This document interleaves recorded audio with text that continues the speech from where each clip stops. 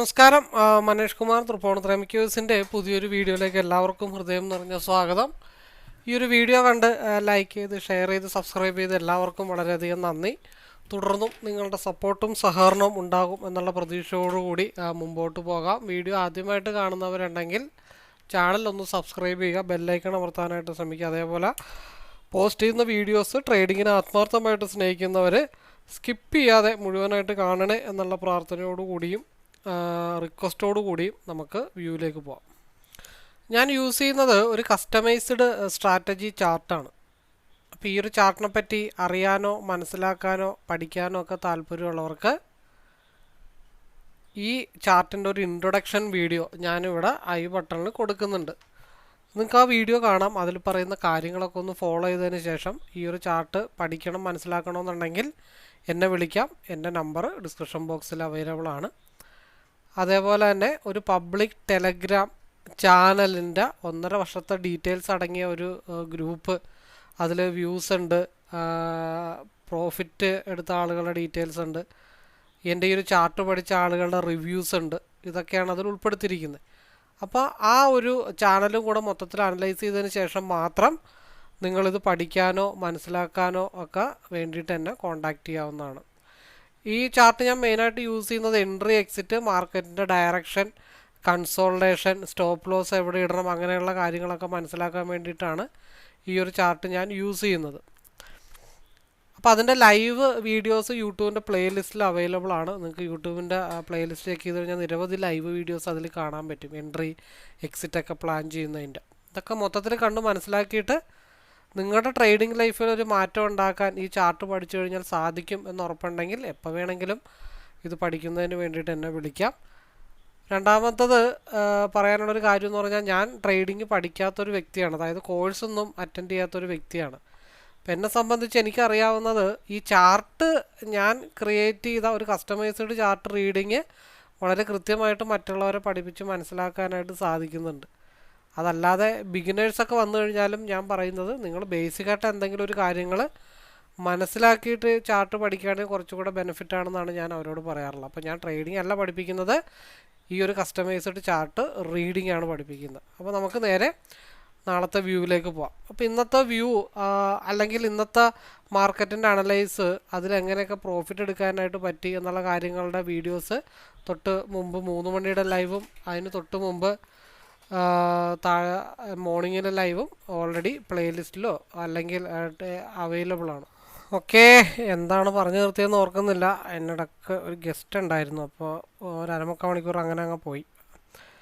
അപ്പോൾ നമുക്ക് നേരെ ഒരുവിധം കാര്യങ്ങളൊക്കെ പറഞ്ഞത് വിശ്വസിക്കുന്നു. നമുക്ക് നേരെ നമ്മുടെ വ്യൂവിലേക്ക് പോകാം. കഴിഞ്ഞ ദിവസം മാർക്കറ്റ് ക്ലോസ് ചെയ്ത് എവിടെയാണോ അവിടെ തന്നെയാണ് ഇന്നും മാർക്കറ്റ് ക്ലോസ് ചെയ്തിരിക്കുന്നത്. അപ്പോൾ കഴിഞ്ഞ ദിവസത്തെ വ്യൂ എന്താണോ അത് തന്നെയാണ് എഗെയിൻ പറയാനായിട്ടുള്ളത്. അതായത് 24,066 ബ്രേക്ക് ചെയ്ത് മാർക്കറ്റ് മുകളിലോട്ട് പോയാൽ 24,220 അവിടെ നിന്ന് മാർക്കറ്റ് മുകളിലോട്ട് പോയാൽ 24,383 മാർക്കറ്റിൻ്റെ മൂവ്മെൻറ്റ്.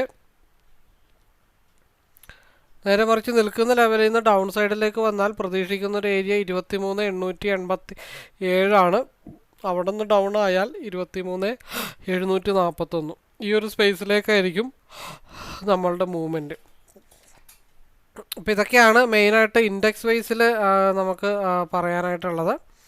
നേരെ ഫ്യൂച്ചറിലേക്ക് പോയി കഴിഞ്ഞാൽ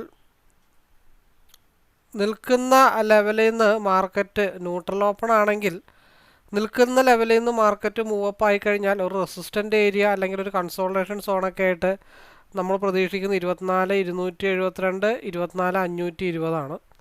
അവിടെ നിന്നൊരു മൂവ് കിട്ടിക്കഴിഞ്ഞാൽ 24,605 നമ്മൾ പ്രതീക്ഷിക്കുന്നത്. RSI ഓൾറെഡി 50 മിനിറ്റ്സിൽ ക്രോസ് ഓവർ ആയിട്ടുണ്ട്. നാളെ ന്യൂട്രൽ ഓപ്പൺ ആണെന്നുണ്ടെങ്കിൽ അതൊരു കണ്ടിന്യൂ ചെയ്ത് പോകുമെന്ന് നമുക്ക് നോക്കാം. പിന്നെ രണ്ടാമത്തെ കേസ് ഡൗണിലേക്കാണെങ്കിൽ നമ്മൾ പ്രതീക്ഷിക്കുന്നൊരു ഏരിയ നിൽക്കുന്ന ലെവലിൽ നിന്ന് ഡൗൺ വന്നു കഴിഞ്ഞാൽ സപ്പോർട്ട് 24,305 ആണ്. അവിടെ നിന്ന് മാർക്കറ്റ് ബ്രേക്ക് ചെയ്താൽ നമ്മൾ പ്രതീക്ഷിക്കുന്നൊരു ഏരിയ എന്ന് വെച്ച് കഴിഞ്ഞാൽ 23,892 ആണ്. ആ ഒരു ഭാഗത്തേക്കാണ് നമ്മൾ പ്രതീക്ഷിക്കുന്നത്. മാർക്കറ്റ് ഓപ്പൺ ആവണതിനെ ബേസ് ചെയ്തിട്ടിരിക്കും ബാക്കി തീരുമാനങ്ങൾ.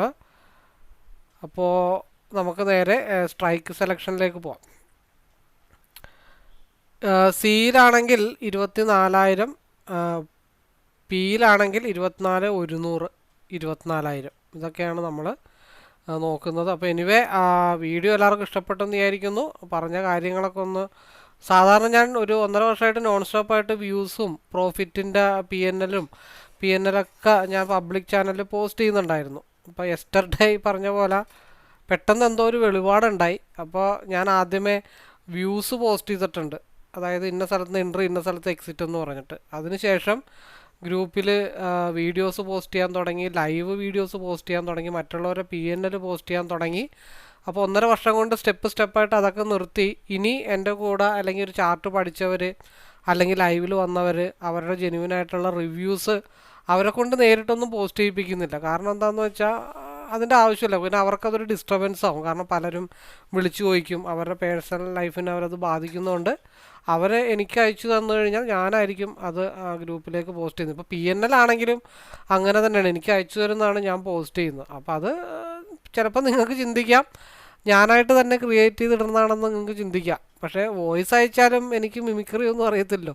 പോസ്റ്റാണെന്നുണ്ടെങ്കിൽ നിങ്ങൾ വിചാരിക്കും അതിന് ഞാൻ തന്നെ എഡിറ്റ് ചെയ്ത് പല ഈ പറഞ്ഞ പോലെ എഡിറ്റ് ചെയ്തിട്ടൊക്കെ ഇടാമെന്ന് വിചാരിക്കാം. വോയിസ് അങ്ങനെ പറ്റില്ലല്ലോ. അപ്പോൾ മാക്സിമം ആളുകളോട് ഞാൻ പറഞ്ഞിരിക്കുന്നത് വോയിസ് ആയിട്ട് എനിക്ക് അയച്ചു തരാനായിട്ടാണ്. അതിപ്പോൾ എന്നെ സൂചിപ്പിക്കാനോ അല്ലെങ്കിൽ ഈ പറഞ്ഞ പോലെ അതിനൊന്നും വേണ്ടിയിട്ടില്ല. അവർക്ക് എന്താണോ, മോശമാണെങ്കിൽ മോശം, നല്ലതാണെങ്കിൽ നല്ലത്. ഇപ്പോൾ എനിവേ ഇപ്പോൾ എല്ലാവർക്കും നല്ലത് പറയാൻ പറ്റുന്നൊന്നും ഒരിക്കലും ഞാൻ പറയില്ല. അതായത് ഒരു സ്കൂളിൽ 32 പേര് പഠിക്കുന്നുണ്ടെങ്കിൽ ചില ഒരു 3-4 പേർക്ക് ഒരു 100% മാർക്ക് കിട്ടുന്നവരുണ്ട്. 90%, 70%, 50%, 40% തോറ്റു പോണ ആളുകൾ വരെയുണ്ട്. ഇപ്പോഴല്ലേ A+ഉം B+ ഒക്കെ വന്നത്. ഇപ്പോൾ ഞാനൊക്കെ പഠിക്കുന്ന സമയത്ത് ഈ പണ്ട് മാർക്കായിരുന്നു distinction, first rank, first class, second class. SSLCക്ക് 210 മാർക്ക് കിട്ടിക്കഴിഞ്ഞാൽ പാസ്. ഞാൻ പഠിച്ച വർഷമാണ് അത് നിന്നത്. അടുത്ത വർഷം തൊട്ടാണ് ഈ പറഞ്ഞ പോലെ ഗ്രേഡുകൾ വരാൻ തുടങ്ങിയത്.